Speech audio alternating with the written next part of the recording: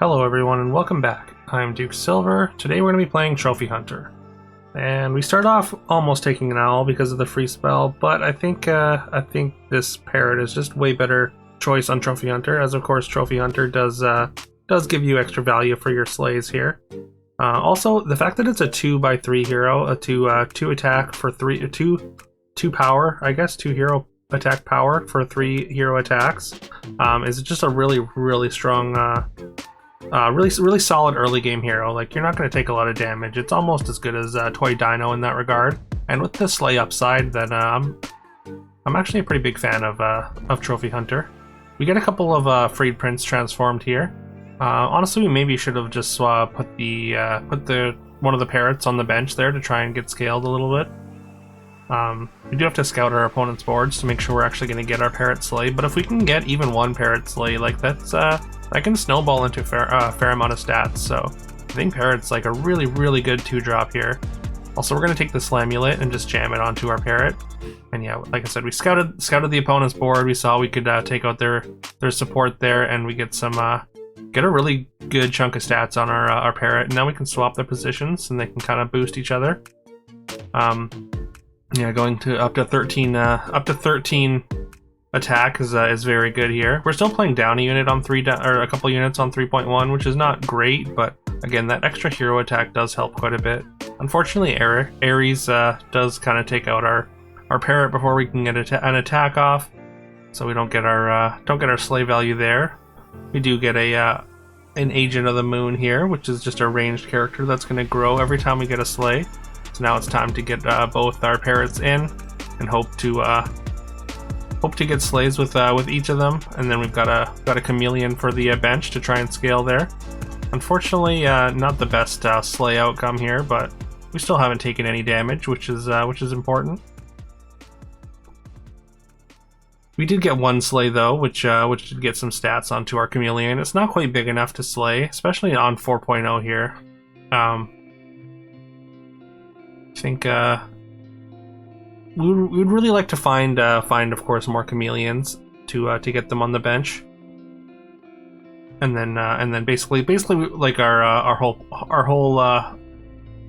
thing we're hoping to do here, the whole upside of these parrots is of course to try and get something that takes the stats well scaling, or of course, like I said, you can swap them back and forth as well, and the fact that they keep boosting each other allows them both to stay relevant for a lot longer than you'd think. Because yeah, at 17 power, like, we're still going to kill most things in the back line. I mean, there are some exceptions, of course. Like I said, the scouting is pretty important. We get a level 3 treasure here. We also took a couple Tanukis. It's notable that like a fair amount of slay characters are monsters, including the Agent of the Moon here. So every slay we get with those Tanukis, as well as the parrots, is going to grow our Agent of the Moon, and as you can see, it's getting pretty large. It's got 31 attack, and of course it's growing itself with the Slamulet there. We can combine our parrots here. I had to take a second to consider whether this was even worth it or not. I mean, getting a shot at a 3 isn't the best, but I figured there's a couple 3s that are still worth it. I mean, Slay Moon and Baby Mimic, I think, are probably Slay Moon, Baby Mimic, and probably Chrono Crystal are worth looking at, and I figured I might as well just go for it there. And yeah, we get paid off with our Slay Moon, so it just gives us a little bit of extra scaling, as we are, I would say, relatively firmly in Slay at this point. And now we've picked up a Hermes here to go with our Slay motif. We did pick up a Narc, and there's a second one, so we get to triple that. Like, honestly, the Slay Moon was probably not the best call. Like, we'd be in a better position if we were looking at a couple looking at 6s instead of 5s. But with Slay, there are some relevant 5s that we want. Like, I mean, namely Crescent Moon, but we're gonna take Holly's Gold anyways, and that's gonna help us find more Slay pieces. Speaking of slay pieces, we do find a Nocturne here, and there's considered another Narc here, just to potentially find that Crescent Moon, because that's a pretty important piece if we end up going Slay in the long term here. It's technically, I think, or no, we haven't taken any XP. I don't think it's 5.1, so collects a little bit of a tough sell once you're beyond 5.0. I do end up taking it though, because we can up its what do you call it? Up its attack with the Slamulet. So yeah, we're just gonna kind of hope for a miracle. The opponent is on like a wall comp type thing, so this is gonna be a little bit difficult to actually get slays, as those chairs do have a lot of toughness, and they're just kind of shooting things with rapid fire shooting things with their fox there. So yeah, we don't get our slay, so a little bit disappointing there. I think we might give it one more shot to try and get this slay, but honestly, my faith in getting this collect treasure is definitely shaken a bit. I'm gonna pick up a Sea Witch there. So that's another level 5 triple, and we get our Crescent Blade, which is fantastic.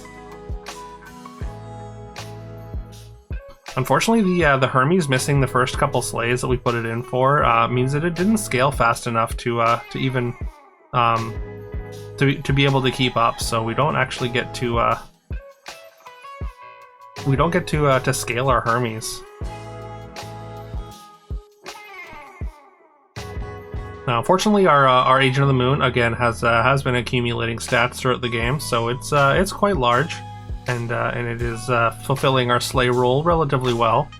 We don't really have like a ton of like the really premium slay pieces. Like, this is not your ideal setup. Like, you really want Hermes to be getting scaling, and this is actually we're gonna use Core Fusion here to do just that, and kind of trying to transfer all those stats that we accumulated with Agent of the Moon into the Hermes. I think the Hermes is just a better unit. I mean, of course, we get the free attack in the beginning, getting those stats on the Woman in the Moon, and like you saw just how big that Woman in the Moon got as soon as we got the first slay. So that just goes to show why that's so important. Because if the opponent gets to attack first, if they have like a Tailor or something, or even just like something big that can take out the Woman in the Moon before she can get going. It's just kind of a liability, so having that bonus attack with Hermes, I think, is just really, really important.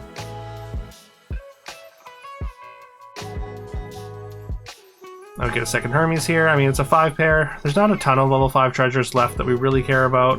We get another Woman in the Moon, which is excellent. That's just a ton of stats that we get as long as we get this first initial slay with Hermes. And speaking of getting those slays, since numbers can get kind of crazy, I think you kind of need to play a BLT in your slay comps, unless you're like doing a really, really good job of scaling. Unfortunately, our opponent got or cast a Circe's Cup against us, which did transform our Sea Witch there, which reduced the attack of our front line enough for our BLT to not be able to slay, which is pretty unfortunate. As of course, we just want to get. We only need to get the stats up to 6, but yeah, still not ideal there. It was probably maybe the worst hit potentially, maybe not the worst hit, but that was definitely a bad hit, a really inconvenient hit anyhow. There's another Core Fusion there, but I don't think we have anything big enough to warrant dumping those stats anywhere. Of course, we're gonna be like, as long as our Sea Witch stays the same size here, then our Sea Witch stays intact, then we should be able to get our BLT slays. We pick up a bigger Slamulet. I think that one, even if we lose our Sea Witch here, will still allow our BLT to slay. So just a little bit of insurance, anyways, and also just more slay triggers overall on our board. We got a star board here. We're gonna play. We took the chair basically just as an insurance. Because of course, like, attacking our backline is one way that we can kind of get crippled, and Slay notoriously has a very, very weak backline. All our stats are up front, so it kind of protects us against fire mages and whatnot. I think we're gonna take another BLT here. We need to combine these Nocturnes, or maybe even cut one. And yeah, I think we're going to cut one and take another Woman in the Moon. It's just some more stats for us. Also some more insurance in case one of our big woman gets scammed. And we're going to play our BLTs in 1 and 5.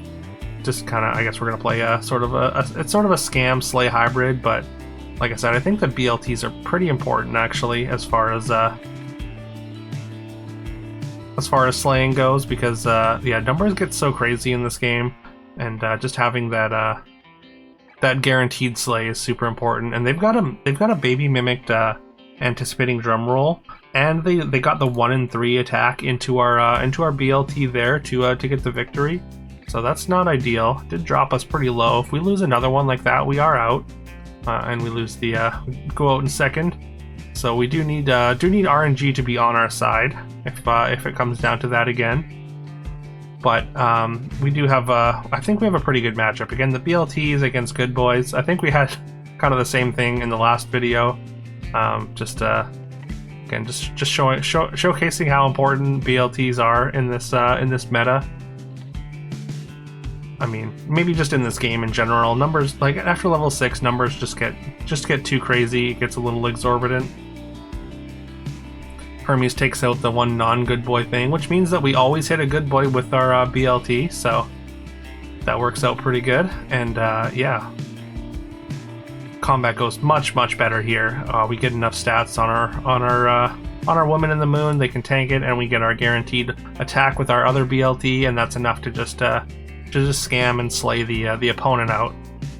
I think Slay has like a pretty hard cap on how strong it gets in general. I